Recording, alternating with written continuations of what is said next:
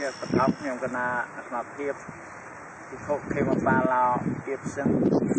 thì bật chơi theo vật sau khi sẽ được nara thì không có lập trường đối với gia đình mình ai trong hai nước nhằm cái nào mà tiếp tục tiếp tục làm bayประเคนនឹងជំរាបជាដំណឹងដល់ប្រធានអនុធារៈគ្រប់ព្រះអង្គនិងពុទ្ធបរិស័ទទាំងអស់នៅក្នុងទាំងប្រទេស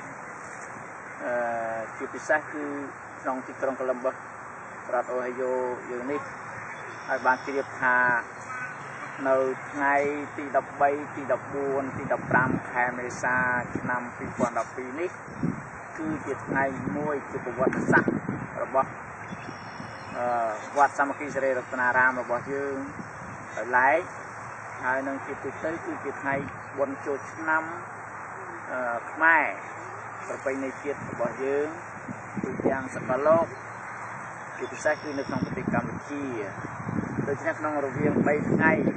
វត្តសាមគ្គីសិរីរតនារាមរបស់យើងគឺមានរៀបចំកម្មវិធីដោយច្រើនថា13ថ្ងៃសុក្រខែមេសាថ្ងៃទី13ឆ្នាំ2012វា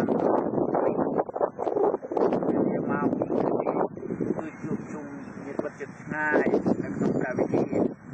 ហើយនមស្ការព្រះរតនត្រ័យសមាធិសិលនិងធម្មទេសនាហើយព្រឹកឡើងថ្ងៃសៅរ៍ទី14ខែមេសាឆ្នាំ2012នេះគឺវេលាម៉ោង7ព្រឹកគឺមានប្រធានទីប្រចាំហើយម៉ោង9គឺជួបជុំញាតិមិត្តទាំងឡាយក្នុងពិធីនមស្ការព្រះរតនត្រ័យសមាធិសិលនិងពិធីរាប់បាតហើយវេបតាហាប្រគេនប្រសាតាបានស្គាល់បានប្រធានគេថារៀបចំពុទ្ធិហាជួបខ្ញុំករណីអាភិបសូមរំលឹកដែរថានៅថ្ងៃសុក្រល្ងាចហ្នឹងមានពិធីទទួលទេវតាឆ្នាំថ្មីគឺយើងរៀបចំទទួលទេវតានៅថ្ងៃសុក្រល្ងាចបងអញ្ចឹងសូមខាត់មួយរបស់គាត់យើងគឺមានរបាំបាយការបងអញ្ចឹងខ្ញុំកណាតមកសូមប្រគេននឹងជូនពរបាទ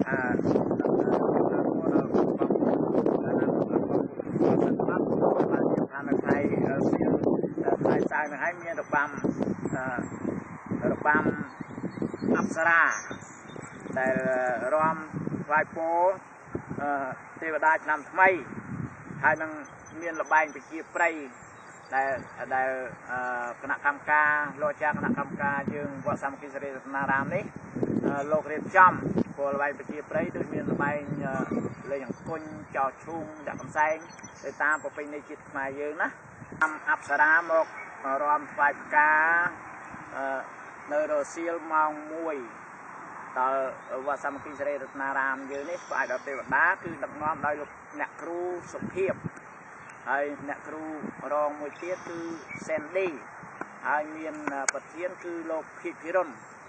ដែលជាគណៈកម្មការវត្តសាមគ្គីសិរីរតនារាមយើងដែរផ្នែកខាងរបាំអ្នកដឹកនាំហើយសូមនិមន្តនឹងអញ្ជើញបងប្អូនយើងទាំងអស់មេត្តាអញ្ជើញមកចូលរួមហើយក្នុងនោះផងដែរក៏មានលេងតន្ត្រីគឺក្រុមខាងបងចែមបងចែមយើងគាត់មកចូលរួមមកយកតន្ត្រីមកក្នុងវត្តសាមគ្គីសិរីរតនារាមយើងនេះតាំងពីថ្ងៃសុក្រសៅរ៍រហូតដល់ថ្ងៃទី3ផងដែរនឹងគ្រប់ក្រុមតន្ត្រីបែនតាមថ្ងៃអាទិត្យសូមបញ្ជាក់ថាថ្ងៃអាទិត្យនេះជាថ្ងៃឡើងស័កជាថ្ងៃទី3នៃការចូលឆ្នាំគឺត្រូវនៅថ្ងៃទី15ខែមេសាឆ្នាំ2012ណាដឹងហើយថាជាថ្ងៃឆ្លងដូច្នោះយើងត្រូវរៀបចំពិធីពិសេសមួយគឺវេលាព្រឹកគឺយើងមានប្រគេនឋានប្រសង់តាមធម្មតាហើយយើងថ្ងៃរសៀលបានមានពិធីស្រង់ព្រះពីកិច្ចហើយសូមបញ្ជាក់ផងដែរថាក្នុងរយៈពេល3ថ្ងៃនេះគឺគណៈកម្មការវត្តយើងលោកអាចារ្យគណៈកម្មការលោករៀបចំពិធីពូក្នុងខ្សាច់ផ្ដាច់កម្មពីណាព្រោះយើងខាត់ចាស់កន្លងទៅយើងក្រែងលោមានបាបកម្មអីខ្លះ nâng dương phương vừa cọ dạng na nó tập bây giờ mà chơi năm dương dục sạch nâng tập phun nôm làm bay chùm ra nơi cam cha nam cha áp mông khôi từng lại trong phố nó ao gì thì miền mặt phải tam nam cha tới hơi dương sông sẽ đây làm bay rồi dương miền sông nghiệp lo miền nàng lo là sông bài công ở sông là cô